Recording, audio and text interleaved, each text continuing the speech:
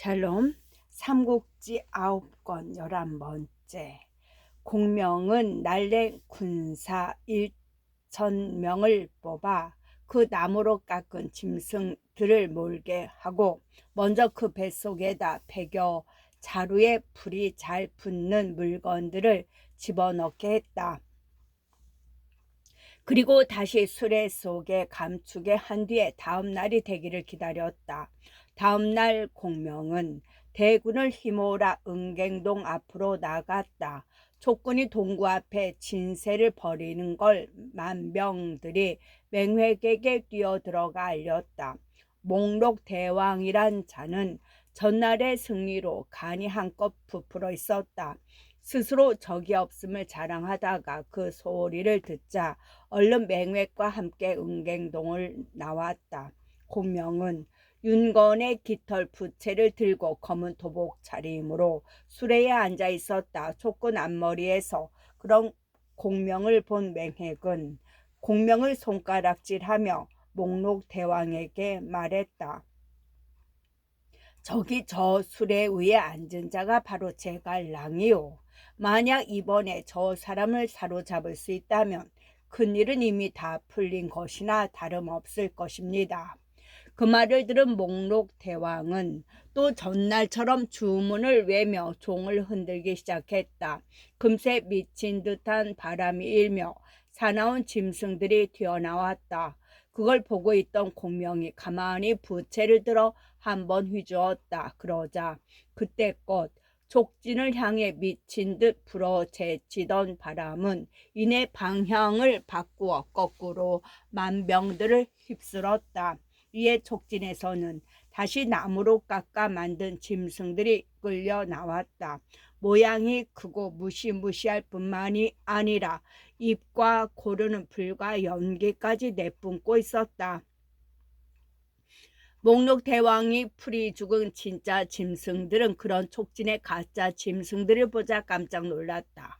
이불에서는 빨간 불을 품고 코로는 시커먼 연기를 토하며 몸을 흔들어 구리 방울 소리를 내고 강철 이빨과 발톱을 휘젓는 게 그것들에게 잡히기만 하면 뼈도 못 추릴 것 같았다. 이에 짐승들은 앞으로 내닫기는커녕 얼른 뒤돌아 꽁지가 빠지게 뛰었다. 갑자기 짐승들이 자기 편을 향해 덮쳐오자 만병들은 금세 어지러워졌다. 놀라 쫓겨오는 짐승들에게 부딪히고 핥혀 쓰러지는 자만도 그 수를 헤아릴 수가 없었다. 공명은 그걸 보고 일제히 북과 층을 울리게 하고 대군을 몰아 적진으로 쓸어갔다. 그렇게 되니 싸움이고 뭐고 없었다. 그 기세 좋던 목록 대왕의 군사들은 풍비박산이 되고 목록 대왕 자신은 어지럽게 부딪히는 군사들 사이에서 어느 귀신에게 잡혀가는지도 모르는 채 죽고 말았다. 맹획은 급히 은갱동으로 달아났으나 촉병이 꼬리를 물고 따라 들어오니 지켜낼 재간이 없었다. 마침내 맹획은 그 피부치들과 더불어 궁궐을 버리고 산을 기어 넘어 달아나 버렸다. 그 바람에 공명은 큰 힘 들이지 않고 맹획의 본거진 은갱동을 뺏을 수가 있었다. 은갱동을 차지해도 맹획이 보이지 않자 공명은 또 맹획이 달아난 걸 알았다. 다음 날 날이 밝는 대로 맹획을 잡으러 사람을 내보내려 하는데 문득 한 소식이 들어왔다. 맹획의 전함인 대래 동주가 맹획에게 항복할 것을 권하다가 맹획이 기어이 듣지 않자 맹획과 추경 부인 및 그 피부치 100여 명을 사로잡아 승상께 바치러 왔습니다. 그런데 알 수 없는 것은 공명이었다. 당연히 기뻐할 소식인데도 기뻐하기는커녕 얼른 장의와 마충을 불러 귓속말로 무슨 영을 내렸다. 두 장수는 그 길로 나가더니 날래고 힘센 군사 2천을 뽑아 공명의 장막으로 들어오는 길 양편에 숨겼다. 공명은 또 진문을 지키는 장수에게도 영을 내려 대래 동주가 오는 대로 그냥 들여보내라고 시켰다. 얼마 후 대래 동주는 수백 명의 도부수를 이끌고 맹획과 그 피부치 100여 명을 잡아 묶어 공명의 진체에 이르렀다. 진문을 지키는 장수가 그대로 들여보내니 대래 동주는 오래전에 공명 앞에 이를 수 있었다. 그러나 저마치 앉아있는 공명을 향해 무슨 수작을 붙여 보기도 전에 공명의 불호령이 먼저 떨어졌다. 이놈들이 다시 내게 사로잡히러 왔구나. 여봐라, 어서 이놈들을 묶어라. 그러자 양쪽 장막 뒤에서 장이와 마충이 그 2천 군사가 뛰쳐나와 2명이 만병 하나씩을 잡아 묶었다. 그들이 모두 묶인 뒤에야 공명이 껄껄 웃으며 말했다. 내 진작에 너희들의 장계를 알아보았더니라. 그따위 어린애 같은 수작으로 어찌 나를 죽일 수 있겠느냐. 네 2번째로 사로잡혔을 때도 너는 너희 동사람들과 짜고 거짓 항복을 해온 적이 있다. 그 때문에 네가 2번 다시 그런 짓을 하지 않을 줄을 내가 믿을 줄 알고 이번에 또 거짓 항복으로 나를 죽이려 하다니. 그러고는 무사들을 시켜 맹획과 그 피부치들의 몸을 뒤지게 했다. 정말로 그들의 몸에는 날카로운 칼이 감춰져 있었다. 거짓으로 사로잡힌 채 왔다가 때를 보아 줄을 끊고 대래 동주가 이끌고 온 도부수들과 힘을 합쳐 공명을 죽이려 했음에 틀림없었다. 비록 공명의 밝은 눈을 속이지는 못했지만 여기서 한번 살펴보고 싶은 것은 그 계략을 통해 엿볼 수 있는 맹에게 굽힐 줄 모르는 정신이다. 수십만 촉군의 진체 한가운데서 겨우 수백 명으로 뛰어들었으니 설령 계략이 성공해서 공명을 죽인다 해도 그들이 살아날 수 있다는 보장은 전혀 없었다. 그런데도 맹해과 그 일족들은 그런 비장한 계책을 쓰고 있다. 그 얼마 뒤 이 나라가 고구려를 침공했을 때 미루가 항복을 가장해 위장 관구검을 찔러 죽이고 몰리던 동천 왕을 얻기 위해 구해낸 일이 연상된다. 그러나 맹획은 왕이 그 자신의 목숨을 던져서라도 촉병을 물리치려 하고 있는 셈이다. 요새 말로 그 무엇에도 꺾일 줄 모르는 자유의 넋이라고나 할까. 공명은 6번째로 사로잡힌 맹획에게 물었다.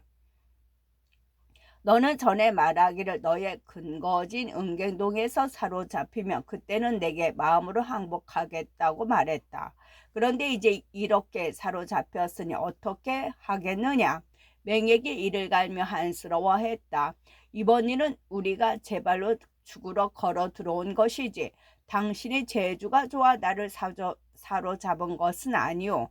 나는 마음으로 항복할 수 없소이다. 나는 너를 6번째 사로잡았다. 그런데도 아직 항복하지 않겠다니 도대체 언제까지 기다려야 한단 말이냐. 공명이 성나기보다는 딱하다는 듯 그렇게 물었다. 맹획이 한 번 더 어거지를 썼다. 승상께서 나를 7번째로 사로잡는다면 그때는 딴 말 않고 항복하겠소. 그리고 맹세코 2번 다시 배신하지 않으리다. 그건 어렵지 않다. 이미 네 둥지와 굴이 모두 부서졌는데 내가 걱정할 게 무엇 있겠느냐. 공명은 선뜻 그렇게 말하고 무사들에게 맹획을 얽은 밧줄을 풀어주게 했다. 그러면서도 다짐만은 이번에도 잊지 않았다. 이번에 사로잡혔어도 또다시 버틴다면 그때는 결코 가볍게 용서하지 않겠다. 새겨듣고 뒷날 뉘우침이 없게 하라. 이미 죽을 각오를 하고 왔는데 공명이 다시 살려서 보내주니 아무리 맹획이라도 더 들고 떠들 낯이 없었다. 2 손으로 머리를 싸쥐듯 해 공명 앞을 물러났다. 그때 맹에게 졸개로 남은 것은 겨우 1000명 남짓했다. 그것도 절반은 다친 채 정신없이 달아나다가 뒤따라온 맹액과 만났다. 맹액이 그들을 달래 다시 한번 싸워볼 것을 말하자 그들은 그때껏 맹액을 따르다가 당한 고초도 있고 거기 따랐다. 여기서 간접적으로 남아 또다시 엿볼 수 있는 것은 맹획이 그 피부치와 아랫사람들로부터 얻고 있는 신망이다. 웬만한 인물이라면 2번, 3번 실패가 겹치면 모두 떠나가게 마련이건만 그는 6번을, 그것도 두말할 여지없이 참담한 실패를 거듭했건만 그의 피부치와 졸개들은 여전히 그를 따르고 있다. 설령 그것이 신망이 아니고 교묘한 언변이나 그 밖에 또 다른 어떤 속임수에 의한 것이라 하더라도 맹액이 비범한 인물인 것만은 부정할 수가 없다. 다시 부릴 수 있는 사람을 얼마간 얻자 맹액은 마음이 조금 가라앉았다. 저남이 대래 동주와 머리를 맞대고 앞니를 궁리했다. 이제 우리의 근거진 은갱동을 족병에게 빼앗겼으니 막막하구나. 어디로 가서 누구에게 의지해 다시 한번 공명과 싸워본단 말인가. 그러자 대래 공주가 기가 번떡 트일 이 소리를 했다. 제가 아는 나라들 가운데 족병을 쳐부술 수 있는 나라는 오직 하나뿐입니다. 그리로 가서 힘을 빌려보는 수밖에 없을 겁니다. 그게 어느 나라인가? 맹액이 지옥에서 만난 듯한 얼굴로 성급히 물었다. 대래 동주가 자신있게 말했다. 오가국입니다. 오가국은 어디로 가며 있으며 어떠한 나라인가? 맹액이 한층 급해서 물었다. 대래 동주가 차근차근 말해주었다. 여기서 동남으로 700리를 가면 그 오과국이 있지요. 그 나라의 임금 올돌골은 키가 2길이나 되는데 5가지 곡식 대신에 살아있는 뱀과 온갖 모진 짐승을 밥삼아 먹습니다. 그래서인지 몸에 비늘이 돋아 갑옷처럼 칼과 화살을 막아낸다 합니다. 또 그 아래에 있는 군사들은 모두 등갑을 입고 있는데 그 갑옷이 매우 특이하다 하지요. 그 갑옷을 만드는 등나무는 그 나라의 산간 바위 절벽에 자라는 것으로 그 나라 사람들은 그걸 베어다 반년 동안 기름에 담가 두었다가 꺼내 말리고 다시 담그는 식으로 연남은 번을 되풀이합니다. 그런 다음 그 등으로 갑옷을 짜면 몸에 입은 채 강물에 뛰어들어도 가라앉지 않고 물에 젖지 않으며 칼과 화살을 뚫지 못한다는 겁니다. 사람들은 그런 갑옷을 입은 군사들을 무서워해 특히 등갑군이라 부르지요. 이제 대왕께서 그 오과국에 가서 구할 주식을 정해 보십시오. 만약 그들의 도움을 받을 수만 있다면 제갈량을 사로잡는 일은 잘 드는 칼로 대나무를 쪼개는 것보다 더 쉬울 겁니다. 거기까지 설명을 듣자 맹학은 크게 기뻐했다. 곧 모든 졸개들을 이끌고 오과국으로 달려갔다. 동남쪽으로 700리를 밤낮 없이 달려가니 과연 오과국이 나왔다. 아직도 집을 짓지 않고 동굴에 사는 족소들의 나라였다. 맹획은 그 임금 올돌고를 찾아보고 엎드려 절하며 이때껏 그때껏 있었던 일을 낱낱이 알리며 도움을 빌었다. 같은 종족끼리의 정인지 자신의 강대함에 대한 자부심 때문인지 올돌골은 맹획의 이야기를 듣고 난 뒤에 선뜻 말했다. 알겠소. 내가 이 나라의 군사를 일으켜 당신의 원수를 갚아드리겠소. 맹획은 그런 올골들이 고맙기 그지없었다. 다시 한번 엎드려 절하며 그 고마움을 나타냈다. 올돌골은 짓지 않고 저희 장수 둘을 불렀다. 한 사람의 이름은 도안이요 다른 한 사람은 헨이었다. 이제 우리는 동갑군 3만을 끌고 동북으로 가서 족인지 뭔지 아는 나라의 군사를 쳐부수고 그 우두머리 제갈량을 사로잡으려 한다. 어서 군사를 일으킬 제비를 하라. 이에 맹획은 올돌골과 도안 해니가 이끈 등갑군 3만을 얻어 다시 곤명과 싸우러 떠났다. 오가국을 떠나 동북쪽으로 한참 올라가니 도와 수란 강이 하나 나왔다. 양쪽 강 언덕에 복숭아 나무가 빽빽이 자라는데 해마다 그 잎이 물에 떨어져 독이 되어 만약 딴 나라 사람이 그 물을 먹으면 모두 죽었다. 그러나 오가국 사람들이 그 물을 먹으면 정신이 배나 맑아졌다. 오가국 군사들은 이 도화수 나루에다 진을 치고 족굴이 내려오기를 기다렸다. 한편 6번째로 맹획을 놓아보낸 공명은 맹획이 한동안 보이지 않자 만인들을 풀어 그 소식을 알아보게 했다. 얼마 안 돼 회보가 들어왔다.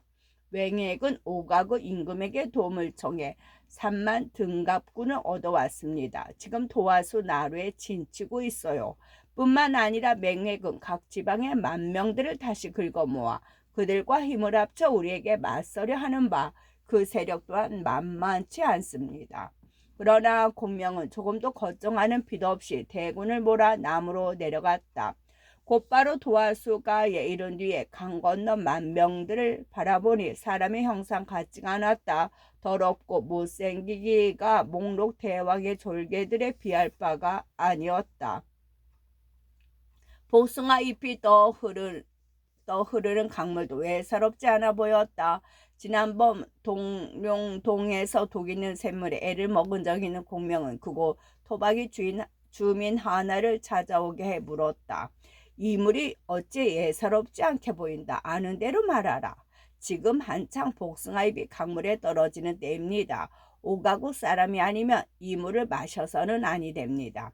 불려온 토박이 주민 하나가 그렇게 알려주었다. 공명은 비로소 만병들이 왜 그 물가에 진을 쳤는지 알만했다.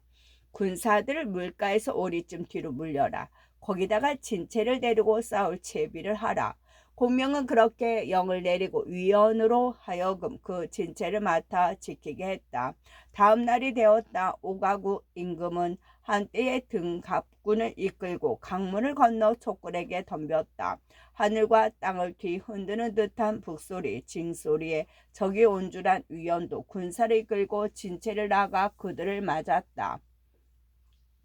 오래전에 만병들이 땅을 발로 구르며 족병 앞에 이르렀다. 족병들은 활과 쇠뇌에 살을 먹이고 만병들에게 쏘아 붙였다. 그러나 놀랍게도 화살은 하나도 그들의 갑옷을 뚫지 못하고 튕겨져 나와 땅에 떨어졌다.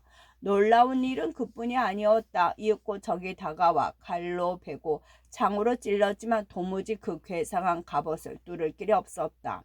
놀라고 겁먹은 족병들이 갈팡질팡하자 만병들은 더욱 기세가 올랐다. 날카로운 칼과 쇠 작살로 베고 찌르며 덮쳐오니 족병들이 어떻게 당해낼 수가 없었다. 곧 이리저리 흩어져 달아나기 시작했다. 다행스러운 것은 만병들이 악착스레 뒤쫓아오지 않는 점이었다. 그 바람에 위원은 곧 군사를 수습해 되돌아올 수 있었다. 위원이 다시 도화수가에 이르러 보니 오가국 군사들은 강물을 건너 저희 진체로 돌아가고 있었다. 그런데 거기서 위원은 또 한 번 놀라운 광경을 봤다. 화살도 창칼도 들어가지 않아 단단하게 그지없는 갑옷이었는데도 오가국 군사들은 그 갑옷을 입은 채 강물을 헤엄쳐 건넜다. 개중에 지친 군사들은 숫째 갑옷을 벗어 물 위에 띄우고 그 위에 올라앉아 강을 건너기도 했다. 단단할수록 무겁다는 게 위헌이 아닌 이치였으나 만명들에게는 그것도 통하지 않는 것 같았다. 급히 대체로 돌아간 위원은 공명을 찾아보고 자기가 본 놀라운 광경을 얘기해 주었다. 듣고 난 공명은 여계와 그곳 토박이들을 불러 물었다. 이게 어찌된 일이오? 어째서 갑옷이 물에 뜰 수가 있어? 여계가 가만히 기억을 더듬다가 대답했다. 내가 듣기로 오가국이란 나라는 사람의 도리를 모르는 곳이라 합니다. 또 그 나라 사람들은 등갑이란 갑옷을 입는데 그 갑옷 입은 자를 쉽게 다치게 할 수 없다 했습니다. 그 나라에 있다는 복숭아 잎이 섞인 독한 물도 유별난 데가 있습지요. 그 나라 사람이 마시면 정신이 갑절이나 맑아지지만 딴 나라 사람이 마시면 바로 죽는다 합니다. 그 같은 오랑캐 땅을 구태여 싸워 얻어본들 무엇에 쓰겠습니까? 이쯤에서 그만 군사를 돌리는 게 나을 듯합니다. 남만의 지리에 발달은 여기에도 어지간히 겁먹은 얼굴이었다. 그러나 공명은 조금도 어두운 기색 없이 껄껄 웃으며 말했다. 내가 여기까지 오기를 쉽게 하지 못했는데 어찌 돌아가는 것만 그리 쉽게 할 수 있겠소. 내일은 내가 한번 나가보리다. 내게는 오랑캐들을 평정할 계책이 이미 섰소. 그런 다음 존과 위원을 불러 영을 내렸다. 그대들은 진체를 굳게 지키기만 하고 결코 가볍게 나가 맞서지 말라. 정말로 무슨 계책이 있는 듯한 태도였다. 다음 날이 되었다. 공명은 그곳 토박이를 길잡이로 삼아 몸소 작은 수레를 타고 진체를 나왔다. 도화수 나루 북쪽 산 기슭에 올라 취세를 살펴보려는데 산마루가 험한 수레가 오를 수가 없었다. 공명은 하는 수 없이 수레에서 내려 걸어 올라갔다.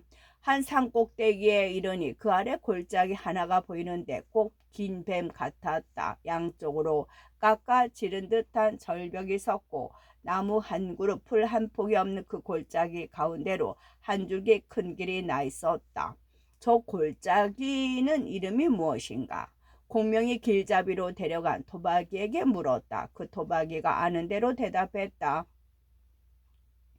반사곡이라 합니다. 골짜기를 빠져나가면 삼강성유로 가는 큰 길이 되고 골짜기 앞은 탐랑전이란 곳입니다. 그 말을 듣자 공명이 무엇이 기쁜지 크게 웃으며 말했다. 저곳은 하늘이 내게 공을 이루게 하려고 마련해 놓은 땅이다. 드디어 오가구 군사들을 두들겨 부술 계책을 얻은 듯했다. 공명은 올라온 길로 내려가 수레에 오른 뒤 급히 진체로 돌아갔다. 맹획은 드디어 꺾이고 공명은 성도로. 맹획은 드디어 꺾이고 공명은 성도로. 공명은 먼저 마대를 불러 영을 내렸다. 그대는 검은 기름칠한 상자가 실린 수레 10대를 끌고 가되 대나무 줄기 1000개를 따로이 마련하라. 그래서 그 궤 안에 든 것과 대나무 통으로 내가 이제부터 시키는 대로 하라. 공명은 그렇게 말하고 한동안 마대만 알아듣게 귓속말을 한 뒤 다시 소리를 높였다. 그대가 이끈 군사들로 반사고 양 입구를 막고 다른 사람들이 모르게 해야 한다. 보름 말미를 줄 것이니 반드시 그 안에 모든 채비를 끝내도록 하라. 만약 조금이라도 소홀함이 있으면 마땅히 군법으로 다스릴 것이다. 마대가 군령을 받고 나가자 공명은 다시 조언을 불렀다.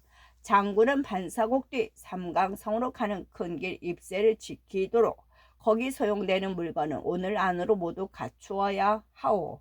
그리고 다시 위원을 불렀다. 그대는 수하의 군사들을 데리고 도와 나루터 아래 있는 진체로 가라. 적군이 강물을 건너치고 들면 진체를 버리고 달아나되 반드시 흰 깃발이 보이는 곳으로 달아나야 한다. 보름 동안에 15쌈을 모두 줘주고 7군데 진체를 적에게 내주도록. 그리고 14번째로 질 때까지는 나를 보러 오지 말라. 위원은 그런 명을 받자 마음이 즐겁지 아니했다. 한 번도 아니고 15번씩이나 싸움에 져야 하는 게 하도 기가 막혀 투덜거리며 물러났다. 공명은 또 장익을 불러 일렀다. 그대는 한때 군마를 끌고 가서 내가 말하는 곳에 든든한 진체와 책을 얻도록 하라. 장의와 마충도 따로의 군령을 받았다. 항복한 만병 수천 명을 데리고 어떤 은밀한 일을 하라는 명이었다. 장수들은 모두 어리둥절했지만 공명의 말이라 시키는 대로 각기 떠났다. 한편 맹획은 오가구 군사들의 첫싸움에 이기고 돌아와도 영 마음이 놓이지 않았다. 그 인국 올돌골에게 주의를 주었다. 제갈량은 개교가 많은 자입니다. 매복을 잘하니 삼군의 본부를 내려 거기 대비케 하십시오.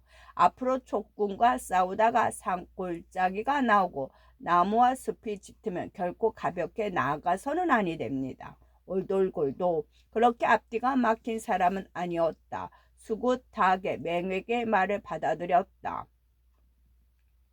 대왕의 말씀에도 일리가 있어. 나도 중국 사람들이 속임수가 많은 것은 잘 알고 있소이다. 대왕의 말씀대로 따르도록 하겠소. 앞으로는 내가 앞장서서 쳐 나가거든 대왕은 뒤에서 길을 일러주시오. 그렇게 둘이서 의논을 맞추고 있는데 문득 졸개 하나가 들어와 알렸다. 족병들이 도와 나루터 부쪽에다 진체를 얽고 있습니다. 그러자 올돌골은 곧 데려온 저희 장수를 불러 명했다. 너희들은 도화수를 건너 그 촉병을 쳐 부숴라. 명을 받은 두 오랑캐 장수는 곧 등갑군을 이끌고 도와 수를 건넜다. 위원은 공명이 시킨 대로 몇 번 싸워 보지도 않고 달아나기 시작했다. 그러자 만병들은 매복이 있을까 두려워 뒤쫓지 못하고 저희 진채로 돌아가 버렸다. 다음 날이 되었다. 만병들은 위원이 또 돌아와 진채를 얽고 있다는 소식을 듣고 강물을 건너 덮쳤다. 위원은 마주 나와 싸우는 제 했으나 다시 몇 탑 붙여 보지도 않고 말머리를 돌려 달아났다. 약간 간이 켜진 민병들은 이번에는 한 심리쯤 되쫓아 보았다. 보병 같은 게 있는 것 같지는 않고 위원이 엮어둔 영치 하나만 있을 뿐이었다.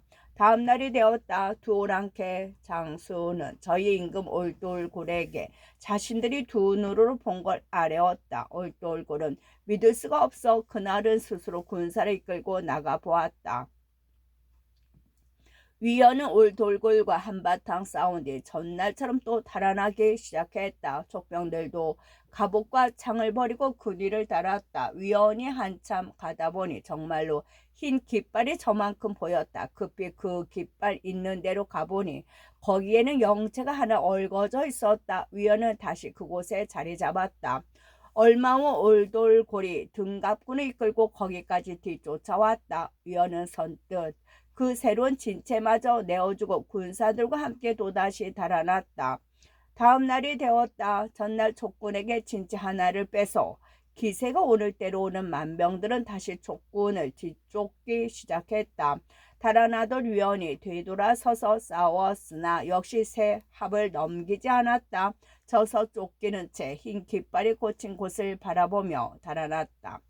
한참을 가다 보니 또 새로운 진체 하나가 마련되어 있었다. 위원은 그 진체로 군사들을 몰아넣고 하룻밤을 쉬었다. 다음날 만병들이 뒤따라 그 새로운 진체를 덮쳤다. 위원은 그들과 싸우는 채 하다가 또 진체를 버리고 달아났다. 만병들은 촉군에게 진체 하나를 더 뺐고 그날 싸움을 끝냈다. 그 뒤로 똑같은 일이 거듭 벌어졌다. 위원은 싸우다 달아나고 달아나 싸우는 식으로 내리 15번 싸움에 져주고 7제의 진체를 만병들에게 내주었다. 만병들은 점점 더 기세가 올랐다. 촉군을 뒤쫓아 밀물처럼 나갔다. 그들의 임금 올돌골도 신이 났다. 앞장서서 족병을 무찌르며 나아가다가 갑자기 숲이 무성하게 나무가 울창한 곳을 만났다. 올돌골은 보병이 있을까 두려워 함부로 나가지 못하고 사람을 보내 멀리서 그곳을 살펴보게 했다. 짐작대로 숲과 나무근을 여기저기 깃발이 바람에 나부끼고 있는 게 보였다. 올돌골이 새삼 함부로 뒤쫓지 않은 걸 다행히로 여기며 맹에게 말했다. 정말로 대왕의 헤아림을 벗어나지 않는구려. 기세만 믿고 군사를 내몰았다면 참으로 큰일 날 뻔했소이다. 맹에게 그걸 보라는 듯 껄껄 웃으며 그 말을 받았다. 제갈량도 이번에는 우리에게 깨트려지게 되었소이다. 우리가 그들의 장계를 다 알고 있으니 무슨 수로 견뎌내겠소. 거기다가 대왕은 잇따라 15번의 싸움에 이기고 7개의 진체를 빼앗았습니다. 족병들은 바람에 쓸리는 듯 달아나고 제갈량도 그 개교가 다한 것 같소. 이제 여기서 한 번만 더 밀어붙이면 결판이 날 것 같소이다. 그 말을 들은 올돌골은 어깨가 으쓱했다. 그때부터 더욱 촉군을 얕보게 되었다. 16째 날이 밝았다. 위원은 습속에 숨어있기 답답하다는 듯 스스로 군사를 이끌고 나와 싸움을 걸었다. 그런 싸움이라면 등갑군이 마다할 리 없었다. 다시 한바탕 싸움이 벌어졌다. 올돌골은 도끼를 타고 저희 등갑군의 선두에 섰다. 머리에는 해와 달 모양의 장식이 달린 늑대 털 가죽 모자를 쓰고 몸에는 금굿을 깬 줄을 둘렀다. 양 겨드랑이에는 저절로 돋은 비늘이 갑옷처럼 번쩍였고 두 눈에서도 세찬 빛이 쏟아지는 듯했다. 그런 올돌골의 위연을 손가락질하며 꾸짖자 위원은 금세 겁먹은 얼굴이 되었다. 싸워보지도 않고 말머리를 돌려 달아나기 시작했다. 올돌골은 등갑군을 휘몰아 그런 위원과 촉군을 뒤쫓았다. 위원은 군사들을 이끌고 반사곡을 돌아 흰 깃대가 세워져 있는 곳으로 달아났다. 올돌골은 졸개들을 휘몰아 그 뒤로 마음 놓고 쫓았다. 산 위에 나무도 숲도 별로 없고 보병을 숨기기 어려움을 보고 더욱 마음을 놓은 것이었다. 촉군은 드디어 반사곡 안으로 달아나기 시작했다. 올돌골이 그 촉군을 쫓아 반사곡 입구에 이르니 검은 칠한 상자가 실린 수레 수십 대가 벌어져 있는 게 보였다. 저게 무엇이냐? 올돌골이 잠깐 나아가기를 멈추고 곁에 있는 졸개들을 돌아보며 물었다. 졸개들 가운데 하나가 아는 채 나서서 말했다. 이 길은 촉병들이 군량을 운반하는 길입니다. 대왕의 군사가 밀어닥치니 놀란 나머지 군량 실은 수레를 버리고 달아난 듯합니다. 그 말을 들은 올돌골은 마음이 흐뭇했다. 이제 정말로 촉군을 몰릴 대로 몰려 정신을 못 차리고 있는 듯했기 때문이다. 올돌골은 더욱 급하게 졸개들 몰아 촉군을 뒤쫓게 했다. 그럭저럭 골짜기 입구를 지나고 앞이 훤히 트였다. 그러나 촉군은 어디로 갔는지 자취도 없고 통나무와 바위 덩어리만 어지러리 쏟아져 골짜기 앞뒤를 막아버렸다. 모두 길을 열고 앞으로 나아가라. 올돌골은 그렇게 영을 내리고 스스로 앞장서서 달렸다. 문득 멀지 않은 곳에 마른 풀과 장작을 실은 크고 작은 수레가 나타났는데 모두 불이 붙어 있었다. 모두 물러나라. 어서 이 골짜기를 벗어나라. 놀란 올돌골이 그렇게 소리쳤다. 그러나 그때 뒤쪽에서 함성이 들리며 졸개 하나가 달려와 급하게 알렸다. 골짜기 입구도 이미 마른 나뭇가지로 막혔습니다. 그 말에 올돌골이 달려가 보니 들어올 때 지나쳐 본 검은 상자가 실린 수레에서 거센 불길이 오르고 있었다. 원래 거기 실려있던 것은 화약이었다. 한번 불이 붙자 걷잡을 수 없게 금세 골짜기 입구를 세찬 불꽃으로 막아버렸다. 하지만 그때까지만 해도 올돌골은 그렇게 크게 놀라거나 겁내지 않았다. 골짜기에 나무와 풀이 별로 없어 불부터 봤자 대단하지 않다고 여긴 탓이었다. 놀라지 말고 이것을 나가자. 올돌골은 그렇게 소리치며 앞장서 길을 찾았다. 갑자기 양쪽 벼랑에서 골짜기를 향해 횃불이 쏟아졌다. 불이 골짜기에 닿자마자 땅에 묻혀있던 화약선에 다 불이 붙었다. 그 불길은 순식간에 대나무 대롱을 따라 번지며 만병들의 발밑에 묻혀있는 절포를 터뜨렸다. 땅이 갈라져 치솟고 새 조각이 흩어지며 골짜기는 금세 화약, 연기와 불꽃으로 자욱했다. 불꽃이 튀어 등갑에 닿기만 하면 어김없이 불이 붙어 벗어 던질 틈조차 주지 않았다. 그도 그럴 것이 몇 번씩 기름에 절이고 말리기를 되풀이한 등갑이라 불에 약할 수밖에 없었다. 결국 올돌골과 그의 3만 등갑군은 모두 반사고 안에서 서로 껴안은 채 모조리 타 죽고 말았다. 공명은 산 위에서 그 광경을 내려보고 있었다. 몸에 불이 붙은 만병은 주먹을 부르짖고 다리를 오그린 채 다 죽어갔고 절반은 또 터지는 철포에 쇠 조각에 맞아 죽었다. 머리통이 부서지고 팔다리가 찢어져 날리는데 그 끔찍한 광경은 차마 눈 뜨고 볼 수가 없었다. 사람의 살을 태우는 냄새도 그대로 속을 뒤집는 듯했다. 보고 있던 공명이 주르르 눈물을 흘리며 탄식했다. 내가 비록 나라에는 공이 있을지 몰라도 반드시 목숨이 줄겠구나. 저 많은 사람을 한꺼번에 죽이고 어떻게 오래 살기를 바랄 수 있으리. 그 말에 곁에 있던 장수들도 모두 처연함을 이기지 못했다. 그때 맹획은 뒤처져 있으면서 올돌골로부터 좋은 소식이 오기만을 고대하고 있었다. 갑자기 만병 천여 명이 달려오더니 맹획 앞에 엎드려 울며 말했다. 오가구 군사들은 촛병과 크게 싸워 이겨 제갈량은 마침내 반사고가 안에 갇혔습니다. 지금 등갑군이 그를 애워싸고 있으니 대왕께서도 함께 가셔서 돕도록 하십시오. 저희들은 원래 이곳 사람들입니다. 제갈량의 강압을 못 이겨 항복했던 자들입니다. 이제 대왕께 이 소식을 알려드림과 아울러 특별히 대왕을 돕고자 달려왔습니다. 그 말에 맹획은 몹시 기뻤다. 급히 함께 있던 피부치와 졸개들을 끌어모아 말에 올랐다. 새로운 만병들이 그런 맹획의 길잡이가 되었다. 그런데 이게 웬일인가? 반사곡에 이르러 보니 아직도 불길과 연기가 치솟는데 사람과 말이 살타는 냄새가 코를 찔렀다. 맹획은 금세 등갑군이 공명의 계책에 떨어진 걸 알았다.